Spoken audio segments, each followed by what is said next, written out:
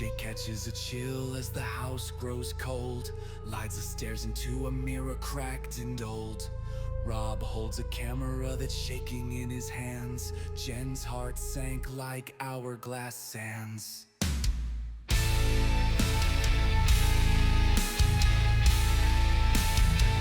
Hey Pinheads, welcome back to Psycho Opinion.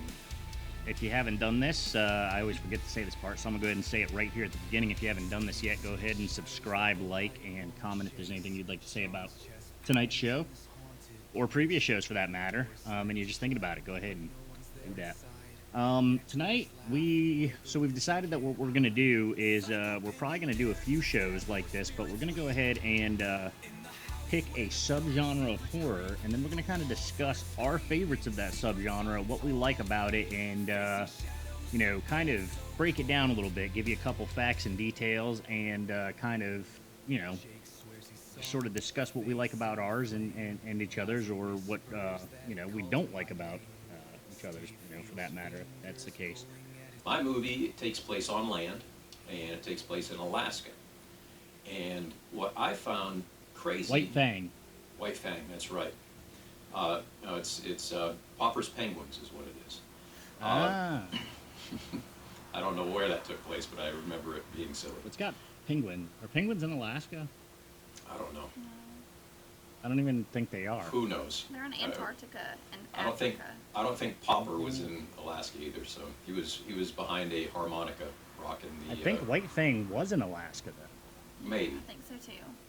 Anyway, so my movie is The Grey with Liam Neeson. But did you see that Liam Neeson's movie with them wolves, though? The one with them big-ass wolves and Liam Neeson's in it? Liam Neeson's is my Oh, Liam Neeson straight jacked up them wolves, man. He them wolves up, man. Shoot, man. And, The Grey. That is Jake a great loves choice. That is a great choice. What I was shocked about is that movie was 2011. That thing's almost 15 years old now, and I would have swore that it was more recent than that. Maybe not 5 years ago, but I would have guessed 10 to 8 years. I probably would have put money on it. And I'm just shocked. I mean, Liam Neeson, in general, has had just an amazing career with so many different movies. I think most people, even if they haven't seen it, have heard of Schindler's List, and that might be his magnum opus, but he's in so many other. For me, it's Rob Roy. Not to cut you off. Rob Roy is Rob Roy. Absolutely. I was actually talking to my dad about that not too long ago. How good a movie that was, and Great movie. he's also playing Frank Drebin in the new Police Squad rerun. So he's gonna. It's actually pretty wild. Really? But Naked Gun is coming back. That's crazy. Yes, and I would say if there's anybody that could not fill Leslie Nielsen's role, but kind of play a similar character, let's give him a shot and see what he does. So I'm sure the movie's going to be ridiculous and stupid, but there'll be a few things in it that will be great. But let's go back to The Grey. So I believe it was Alaska, and there were a bunch of oil drillers. I believe they were drilling for oil. I can confirm that it was Alaska. All right. And I can also confirm that it came out December 11th, 2011. Bueno.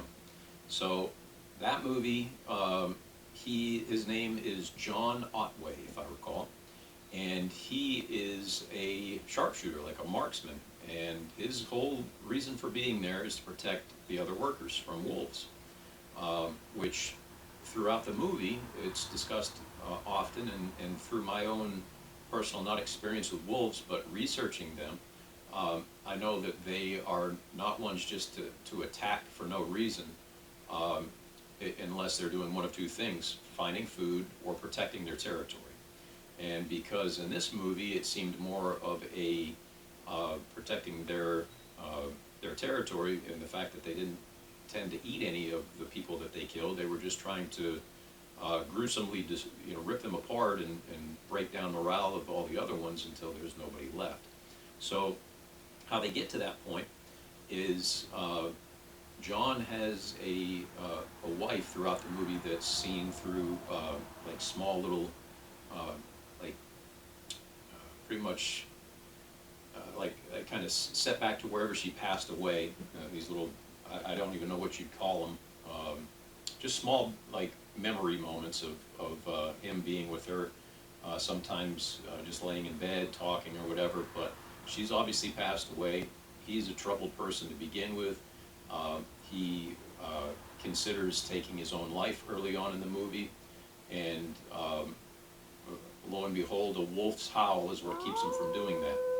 And so the cool thing, I won't go through step by step what the movie is about, but there were a few things that I took from it after several watches, and I've watched that movie probably 6 or 7 times, I think, over the years, is that it is a movie about overcoming and fighting for, not to not die, but fighting to live, fighting for survival, to appreciate life, and in life, coping with all the struggles that come along with it. And so the characters that are within this movie, some are brazen, some are comical, some are idiots.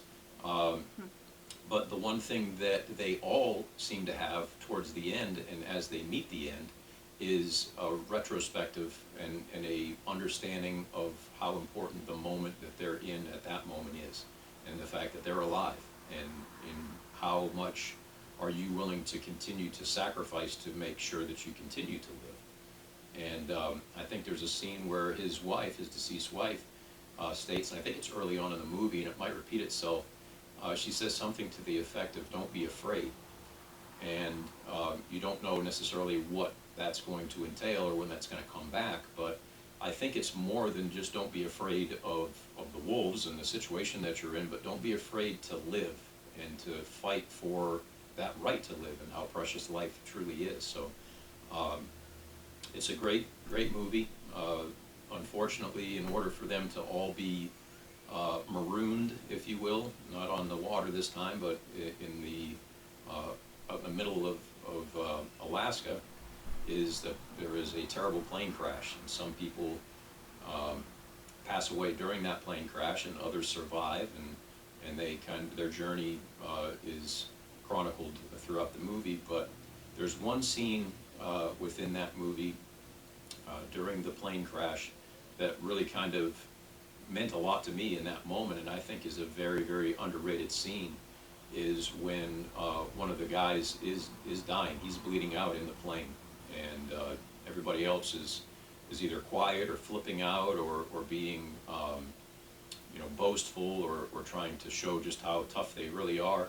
And he sits there with them and really just kind of talks him through passing on, and tries to quiet his mind, and there was some depth to that. It was a really powerful moment and something that I'll certainly remember from that movie. In a lot of ways, there's another one that we talked about a while back called The Society of the Snow, which is a true event that took place with another plane crash, and I know we talked about that too. But I just can't imagine being stuck in the freezing cold with no food, no shelter, no fire, no hope, in essence.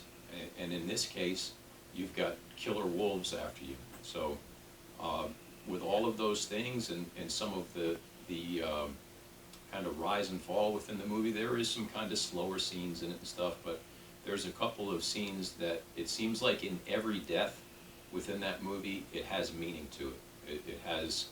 It's not just a kill, it's not somebody getting stabbed, or in this case, somebody getting bitten or ripped or pulled away, but there's some dynamic to each death that really makes you think about life.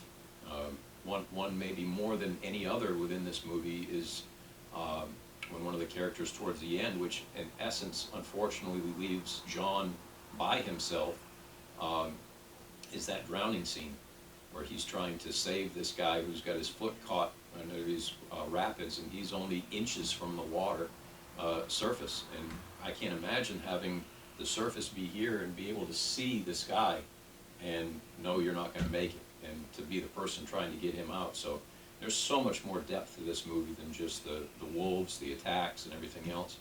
And because of that, it's just awesome. Do you mind if I... Absolutely. Shut me up. If you have a problem with this, I won't. But do you mind if I take the end here? Okay. So I almost picked this movie, and I'll tell you why. And basically, this is pretty much the whole reason, is because back in the day, in a lot of societies, they would talk about a good death. You know, like you died a good death, you know, in battle, or, you know, going to Valhalla, you know, having that moment in your life. In this movie, I cannot imagine a better way to go out than Liam Neeson does at the end of this movie.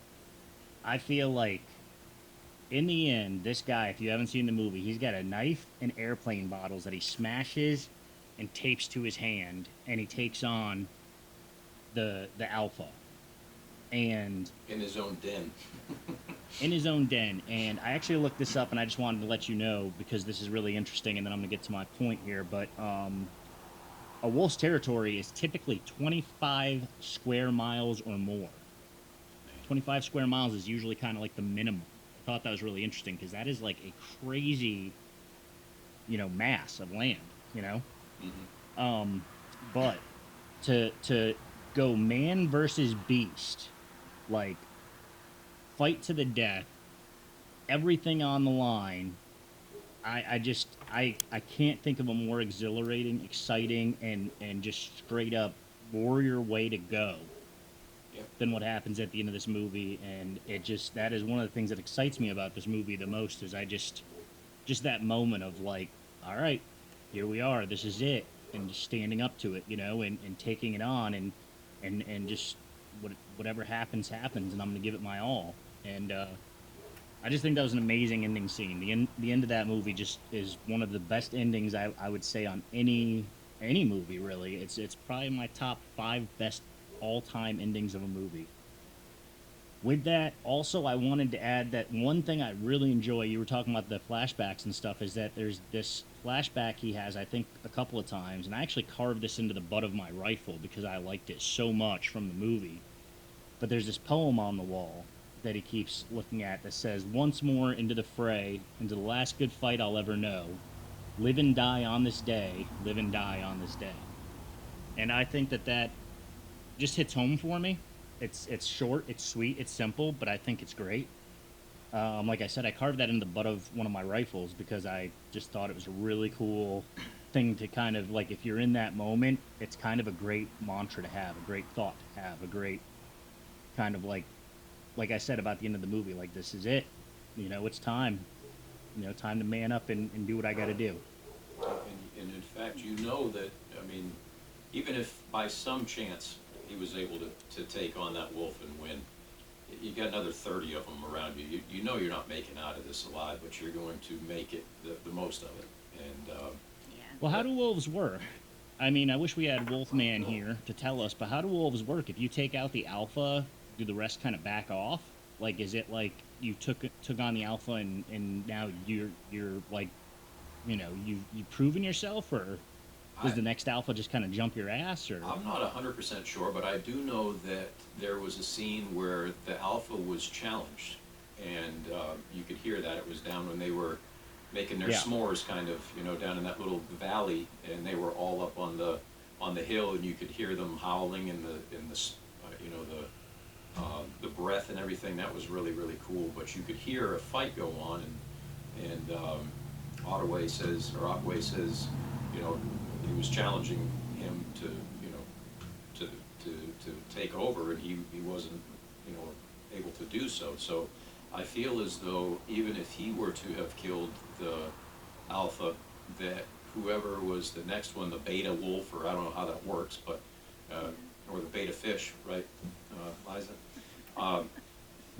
Somebody would have stepped up, and possibly if he was in an area that was a little bit more covered, or he could have retreated, it's possible that the wolves may have regrouped. But the fact that he was in their den, he was getting taken down regardless. I feel. Yeah, I think so too.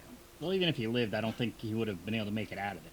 I No. mean, I'm sure he would have been messed up enough, but still, I mean, I would probably die with a smile on my face knowing that I took on and beat an alpha in his Right. territory. I mean, that was just such a badass scene, you know? It really was. The only thing that I I kind of wish was a little bit different with that, although the moment itself was bigger than the reality of it. Was, you know, that wolf is coming down the little ledge, and he isn't but 20 feet away from him. And our man takes probably what would have taken 3 minutes to, you know, electrical tape everything up and get himself prepped and put his watch on and everything, and that wolf's just sitting there and watching him. And I remember the first time I watched it, I was kind of like, come on. But as I continued to watch the movie throughout, time and time again, that was irrelevant to me. It didn't, and you know me with kind of realism, but I didn't care about that. If Well, you've you got to seen build it, the drama, Steve. That's all I got to say about that, man. You got to build the drama. you do need to build the There's a drama. lot of times in movies where things would have happened in 3 seconds, but they slow it down to about 5 minutes to build that drama. I mean, Right. it's, No, and that's why I give it a pass in reality. Because well, thank the, you. The I rest appreciate of it, that. Yeah, the rest of it was pretty good. You know, the juxtaposition of deaths from one John to another. If we remember, what was his name? Diaz, the guy who was a complete dick for the majority of the movie, always pushing John, the other John's buttons and everything, and everybody else's for that matter.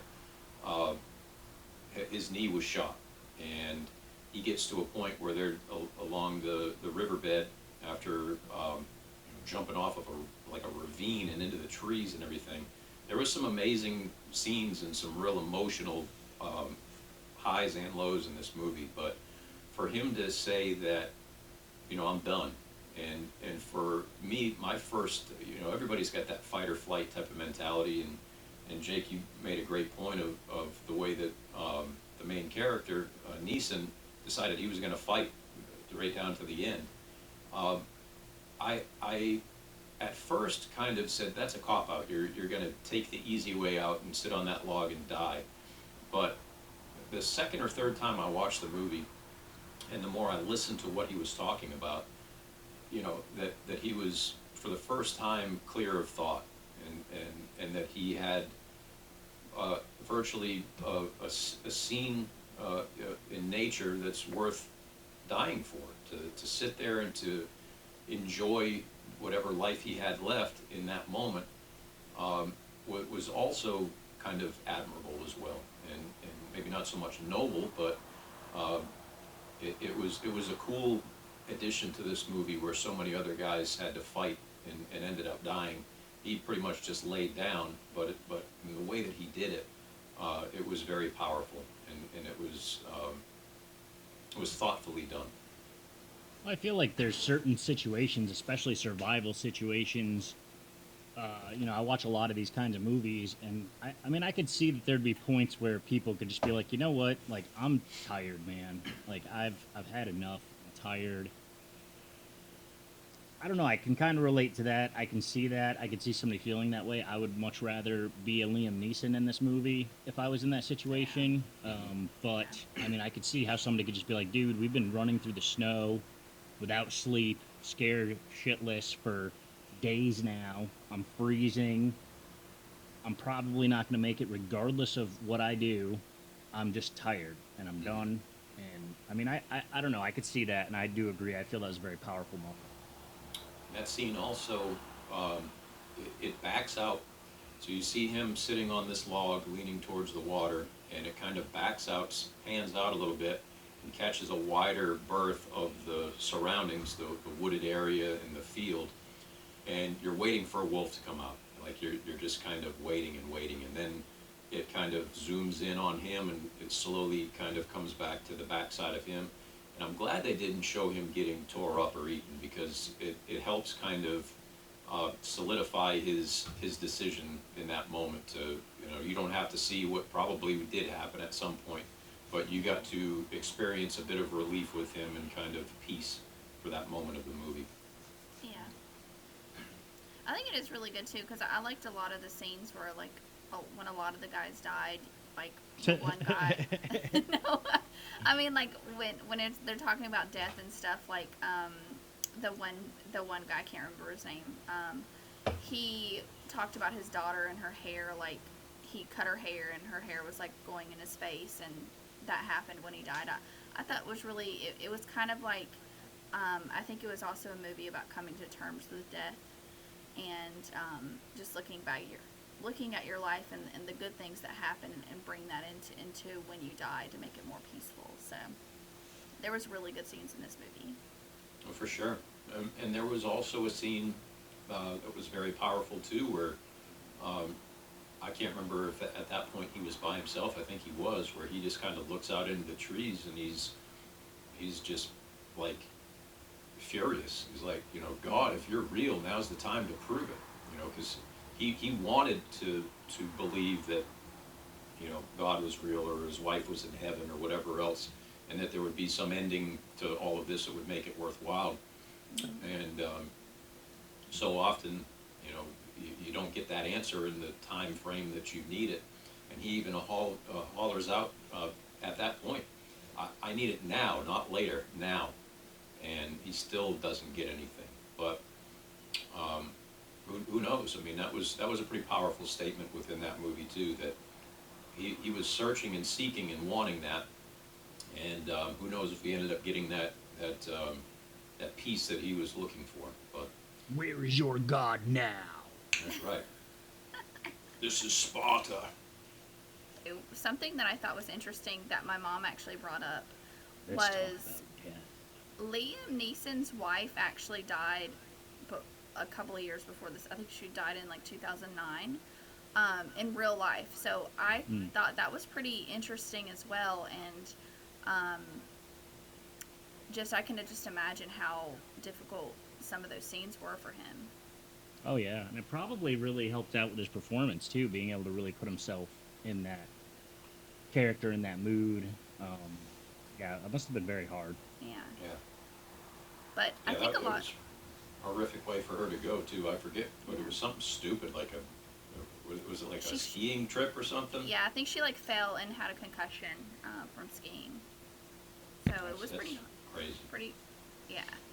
But another thing in this movie that I really thought was fascinating was how it brought out a lot of kind of animals' instincts, like the wolf's instincts and stuff. Like when you talked about that alpha scene, like when I think he said it was the Omega or something, was challenging the alpha at the exact same time when Diaz was challenging Otway. I think that's how you say his name. And they kind of sensed that as well, and kind of tried to use that as an opportunity to kind of get, but then they ultimately wound up killing the wolf. But I thought that was a really good kind of play on just information about wolves and their behavior and stuff. I thought it was just a really great, well-rounded, thought-out movie. Yeah. I don't know. I think wolves are fascinating. I mean, honestly, they really do have like an interesting, you know, formation, a really interesting kind of like intersocietal thing within packs. I mean, it's pretty interesting. And I did want to just say it was a fatal brain injury sustained in a skiing accident. So you guys were right. I just want to confirm that. Kind of like to make sure that we have the facts for these things. And to kind of wrap this one up, if you guys are good, this one was directed by Joe Carnahan. It was an hour and 57 minutes, and it scored a whopping 80% on Rotten Tomatoes. Not quite Jaws scores, but very good scores. 6.7 on IMDb. So pretty good scores, actually. We see a lot of movies that are really good that we're shocked at how low the scores are. I probably would have rated this one a little bit higher on both of those, but I mean, I think that also, I think a lot of people, and I'm going to sound like such a dick when I say this, and I don't want to sound like a pretentious asshole, but I do think that this movie, to a lot of people, including probably the three of us based on this discussion, had a lot more depth than I think a lot of people saw in it. Yeah. If a lot of people were just watching it and they're like, I want to see men fighting a wolf, and they were looking more for like a entertaining, fun, kind of that. I mean, this movie, I was surprised when I saw this movie exactly how personal and in depth it was. I enjoyed it a lot, but if you were looking for something, more just straight up action entertaining, you're not going to find that in this movie. This movie's a little more deep. It's a little bit more, I think, well written, well portrayed, well acted than that. So I would have rated it higher, but I could see how some people might have been a little turned off if they were looking for something different. There was some really emotionally driven performances. Like, I mean, it's got to be tough. That's got to be one of the most difficult things to do as an actor, is to show like sadness or pain or hurt, not just physically but emotionally, and have it look realistic and not look like it's forced or just like you have no idea what to do.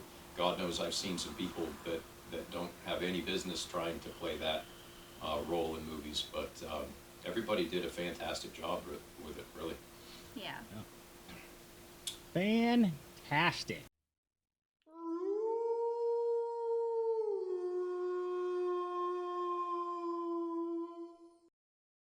See you soon.